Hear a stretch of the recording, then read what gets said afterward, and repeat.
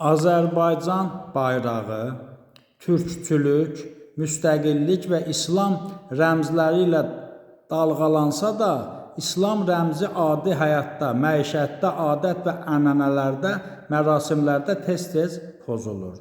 Bu da spirtli içkilərin kütləviliyi ilə də bağlıdır. Quranda zələm, şərab, qumar, heykəltaraşlıq, büttəraşlıq şeytanın murdar əməllərindəndir. Ondan uzaqlaşın, nicat tapacaqsınız kimi ayəsi də var. İmam Əli, hər kəs şərab içirsə, o Allahı tanımır aforizminin müəllifidir və şərab içən məst olar, məst olan sayıqlayar, sayıqlayan iftira yaxar. Deməli, şərab içən iftiraçı mövqeyindədir deməklə öz fikrini məntiqi tamamlayır.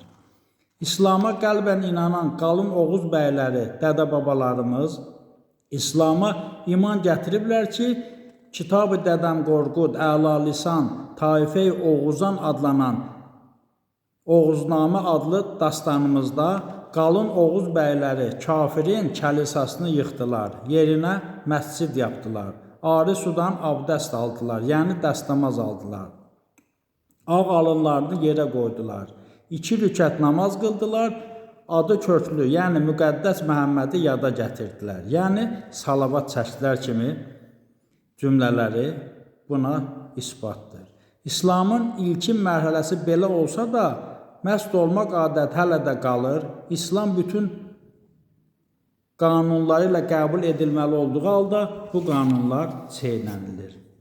Bu arada Alman şairi Wilhelm Wundt'un dostlar şərab içərkən misraları ilə başlayan şeirində də içki tənqid olunur ki, bu da digər dinlərə də xasdır. Özü də məntiqi və sərt şəkildə. Dostlar şərab içərkən çərənlədilər yaman. Kim deyir ki, insanlar yaranmışdır meymundan? Darwinin fikirləri düzgün deyildir qəti. Gərək uca tutulsun insanın ləyaqəti. Xeyli şərab içdilər, onlar böyük parç ilə. Dəmlənib öpüşdülər, sonra marça ilə. Nəhayət ki, şərabdan ayrıldılar bir təhər. Düz evlərinə kimi onlar iməklədilər. Bu da məst olmağın sonu.